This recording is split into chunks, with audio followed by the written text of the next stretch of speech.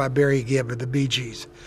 And he brought me this song. He didn't write it for me. He wrote it for an R&B singer. When Kenny Rogers gave what would become his final interview, there was a tone that felt different from anything before. He wasn't just telling stories. He was reflecting, revisiting memories, and speaking with a kind of openness that caught people off guard. At the time, it seemed like a farewell to a long career. But now, with new insights from Biography, Kenny Rogers, those words are taking on a deeper significance. And many fans are starting to believe that his honesty revealed more than anyone realized. Before the world knew Kenny, long before Kenny Rogers became a global icon, his story started in a place far removed from bright lights and sold-out arenas. Back in Houston's 4th Ward, life was anything but easy. The neighborhood carried a complicated history, and the San Felipe Courts housing project where his family lived had been built under circumstances that displaced many families of color. It was a tense environment, and for a young Kenny, that reality was impossible to ignore. He was the 4th of 8 children, growing up in a household where money was always tight. His father worked as a carpenter and played music on the side, while his mother took on cleaning jobs and hospital work just to keep things afloat. Survival required effort from everyone, and his siblings never sugarcoated what those years felt like. It was a struggle, plain and simple, but it was also a home built on faith and the belief that things could eventually get better. As he got older, Kenny began to reflect more deeply on those early years, especially when it came to his father. In his memoir, Luck or Something Like It, he opened up about the impact of his father's alcoholism and how witnessing it shaped his own life. Watching the damage it caused pushed him in the opposite direction, leading him to stay sober for life. There was also a quiet fear in him that he might carry the same tendencies, and he made a conscious decision to never go down that road. But even with that clarity came a sense of regret. As an adult, he realized there were questions he never got to ask. He came to understand that his father had been dealing with pressures far bigger than he could handle, especially in the difficult years following World War II when steady work was hard to find. The weight of not being able to provide for his family seemed to break something in him. And for Kenny, the hardest part was knowing he didn't fully understand his father's pain until it was too late. Through all of it, one thing remained constant: music. It wasn't something distant or reserved for special occasions. It was part of everyday life. His family was filled with musicians, and the sound of instruments and singing was always in the air. That environment naturally pulled him in, and before long, it became clear that music wasn't just something he enjoyed. It was something he needed. By the time he was 17, that passion had already started to take shape. While attending Jefferson Davis High School, he teamed up with a few friends to form a doo-wop group called The Scholars. What started as a teenage experiment quickly turned into something more serious. The group managed to land a record deal, release several singles, and even make an appearance on American Bandstand. For a group of teenagers out of Houston, that kind of exposure was a big deal. Still, Kenny wasn't the type to stay in one lane for too long. After the group disbanded in 1957, he made the decision to go solo, chasing something bigger. That gamble paid off when he landed his first solo hit, That Crazy Feeling. The song gave him the chance to perform on major platforms, including American Bandstand and the local favorite, The Larry Kane Show. It was around that time that another small but defining moment happened, one that would stick with him for the rest of his life. Just before stepping on stage, the show's host suggested that Kenneth Rogers didn't quite have the right ring to it. He needed something simpler, something that people would remember. And just like that, Kenny Rogers was born. Not long after, the newly reintroduced artist caught the attention of Carlton Records and secured a deal. By the early 1960s, Kenny was still figuring out exactly where he fit musically. He didn't lock himself into one lane. Instead, he moved through different sounds, testing what felt right. For a time, he played with the Bobby Doyle Trio, leaning into jazz. Not long after, he shifted again, stepping into the folk-pop world when he joined the New Christy Minstrels in 1966. But staying in one place was never really his style. After just a year, he and a few bandmates, Mike Settle, Terry Williams, and Thelma Camacho, decided to break away and build something of their own. That decision led to the creation of Kenny Rogers and the first edition, and it didn't take long for that gamble to pay off. By 1968, they had a major hit with Just Dropped In to See What Condition My Condition Was In, a track that stood out for its psychedelic edge. Years later, the song would find a whole new audience after being featured in The Big Lebowski, tying Kenny's early work to an entirely different generation. Around that same time, another story was quietly unfolding, one that would end up shaping rock history. Back in the late 60s, a young drummer named Don Henley was trying to find his footing with a band called Shiloh. In 1968, while in Dallas, a chance encounter changed everything. Inside a clothing store, Kenny Rogers struck up a conversation with Henley and his bandmates. What started as a casual moment quickly turned into something more meaningful. Rogers saw potential in them and didn't just offer advice, he opened his doors. He brought the group out to Los Angeles, gave them a place to stay, and even produced their record. That move placed Henley right where he needed to be. While in LA, he met Glenn Frey, and the two eventually joined Linda Ronstadt's backing band. Not long after, they stepped away to form Eagles, a group that would go on to define an era. In a way, Kenny Rogers played a quiet but important role in setting that chain of events in motion. Meanwhile, Kenny Rogers and the First Edition kept building their own legacy.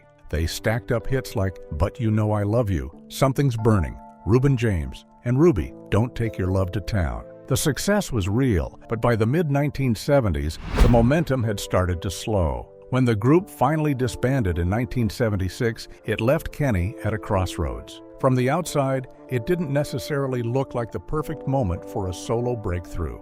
He was stepping away from a band that had already peaked, and country music at the time rarely crossed into the pop mainstream. On top of that, he wasn't exactly a newcomer anymore. By the time he released his first solo album, Love Lifted Me, he was already 37, an age when most artists weren't expected to suddenly reinvent themselves and dominate the charts.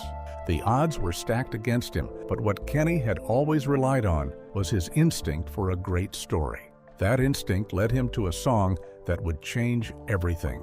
The track came from songwriter Hal Bynum, who developed the idea before refining it alongside Roger Bowling. The result was Lucille, a song built around a vivid, emotional story that felt both personal and universal. At first, there was hesitation.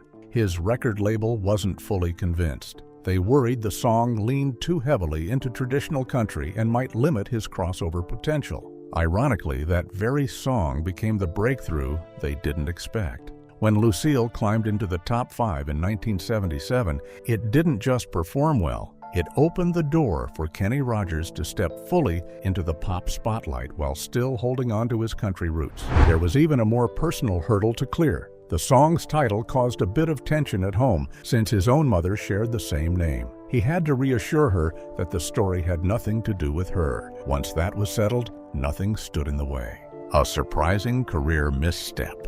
By the late 1980s, Kenny Rogers had already completed a remarkable transformation. He started out rooted in country music, but over time, he evolved into something much bigger, arguably the defining voice of soft rock love ballads. His songs became staples of weddings, anniversaries, and late-night radio, with tracks like She Believes in Me and Through the Years playing on repeat across generations. At that level, comparisons were inevitable. Bette Midler emerged as one of the few artists who could rival that emotional dominance, largely because of the enduring power of Wind Beneath My Wings. The song felt like it belonged in Rogers' catalog, sentimental, soaring, and deeply personal. And in a twist that still surprises fans, it almost did. The track had originally been offered to Rogers, but something about it didn't sit right with him at the time, so he passed. It wasn't until he heard Midler's version, featured in Beaches, that the weight of that decision really hit him.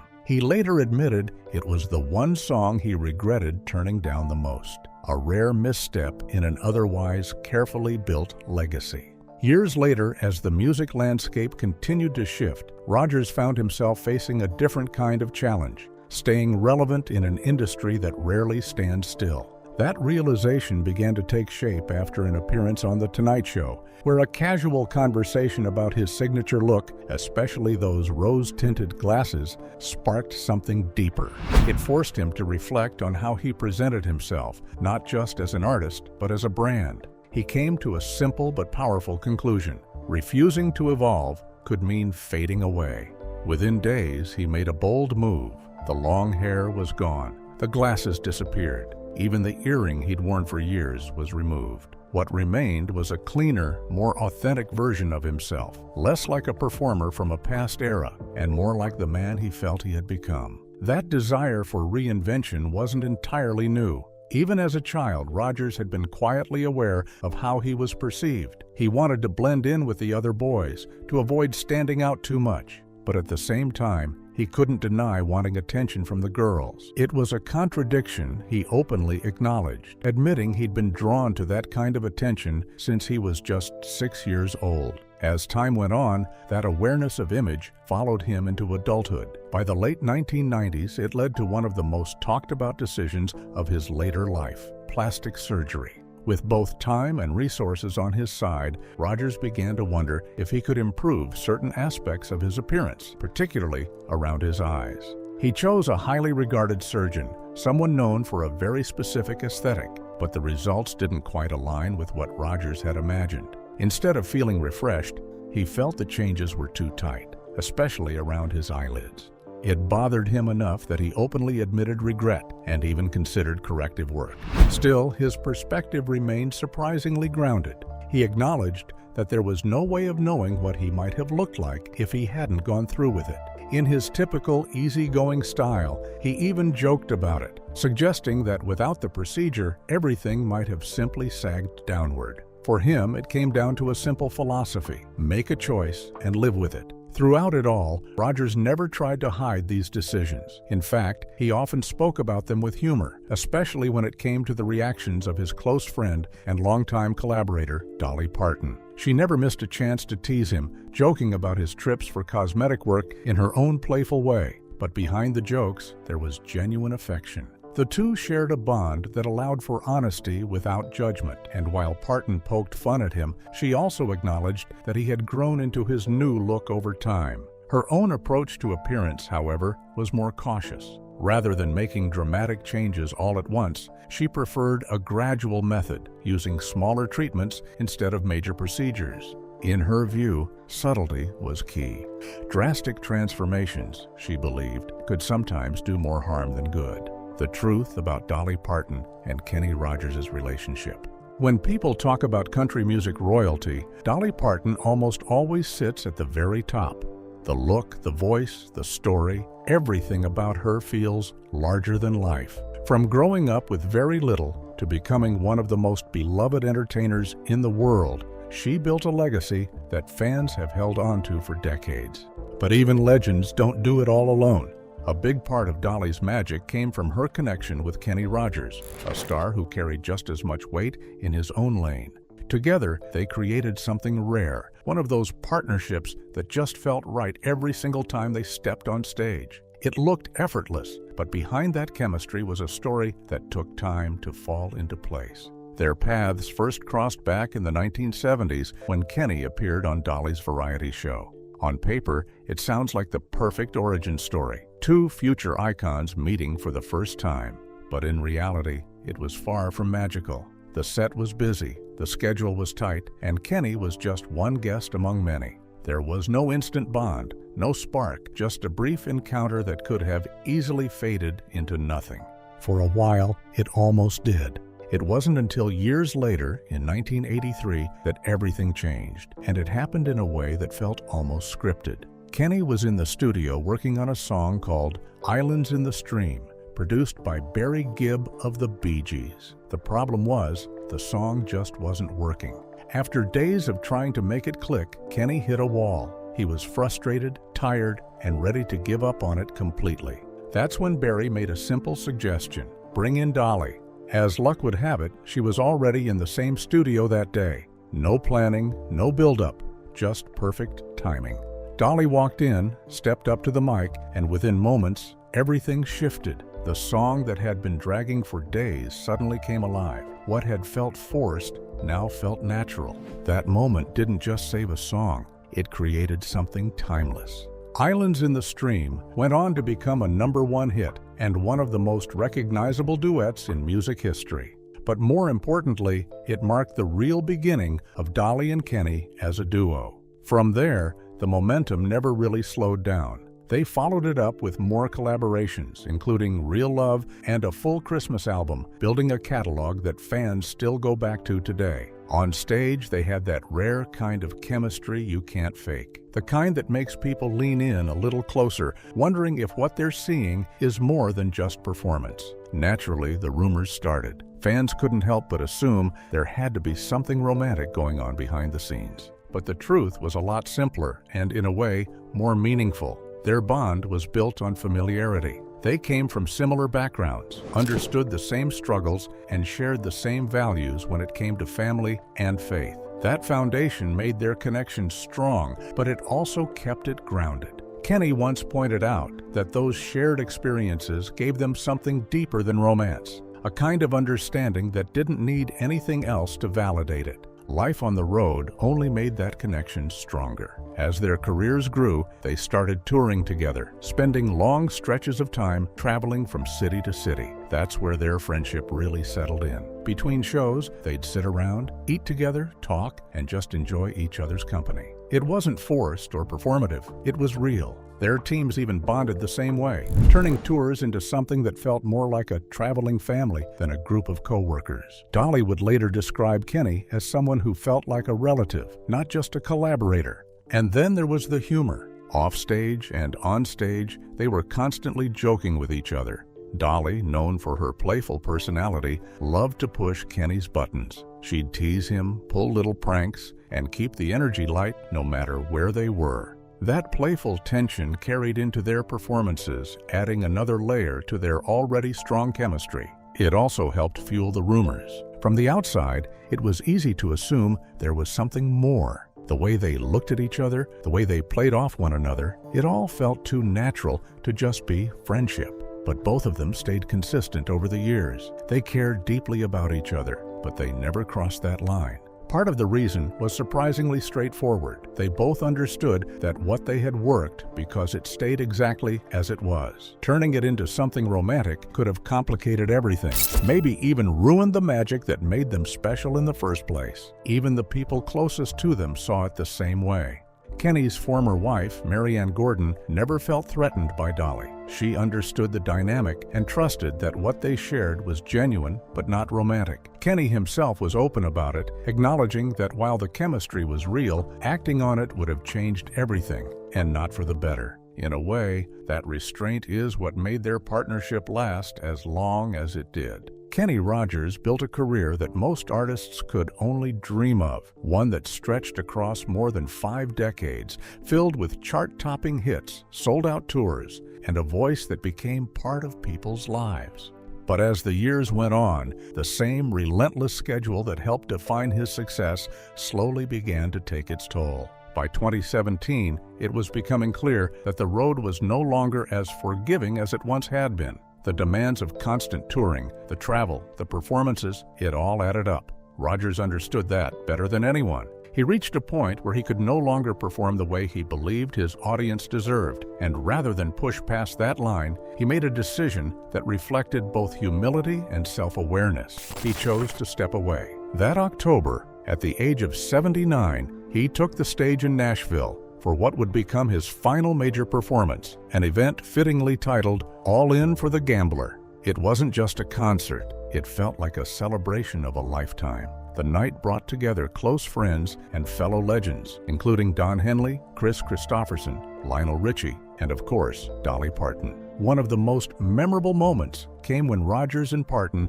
reunited for their iconic duet Islands in the Stream. Then, in a deeply emotional tribute, Parton performed I Will Always Love You in his honor. It was the kind of night that didn't just mark an ending. It reminded everyone exactly why his music had meant so much for so long.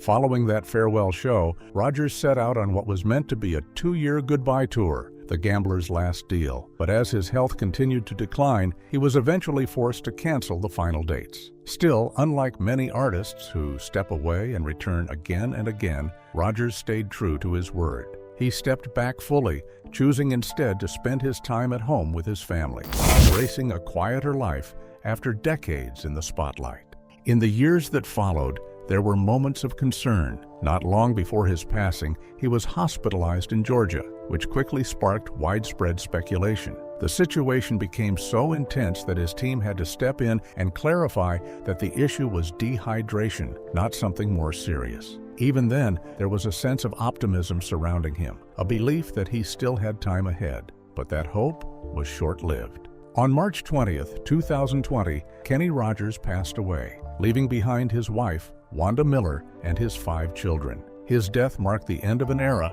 but also the closing chapter of a life that had already said its goodbyes with grace. Even in his final years, Rogers had made it clear how much his journey meant to him. He never wanted his farewell to drag on endlessly. Instead, he appreciated the rare opportunity to thank his fans properly, to acknowledge the decades of support and the joy that came with it. That sense of closure made his passing all the more emotional because in many ways, he had already prepared the stage for his exit. Yet, even after such a carefully planned farewell, there were complications that lingered. At the time of his death, Rogers was involved in a legal dispute with a former associate, Kelly Junkerman. The issue centered around footage from his farewell tour, material that had been filmed with permission but with strict limitations on how it could be used. According to the claims, that agreement had been violated. The footage was allegedly released publicly as a DVD under the title Kenny Rogers, The Gambler's Last Deal, something Rogers had not intended. The legal action that followed sought not only to stop further distribution but also to secure damages. Behind the scenes, there was also a broader concern. Those close to Rogers and his estate wanted to ensure that his final tour would be remembered the right way, through an official release that reflected his vision, not an unauthorized version that could confuse fans or dilute the legacy he had worked so hard to build. Before death, Kenny Rogers got too honest. We now know why. Before the world said goodbye to the legend Kenny Rogers, he sat down for what would become his final on-camera interview, a moment where he opened up and really reflected on the highs, the struggles, and everything in between.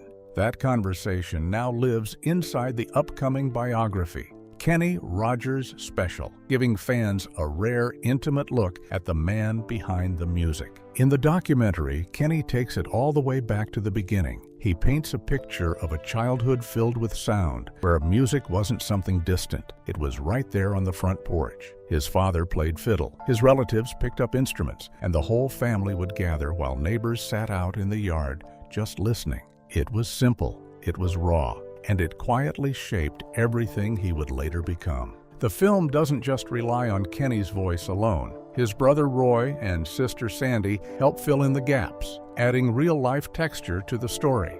And then there's the lineup of artists who step in, not just as collaborators, but as people who genuinely knew him.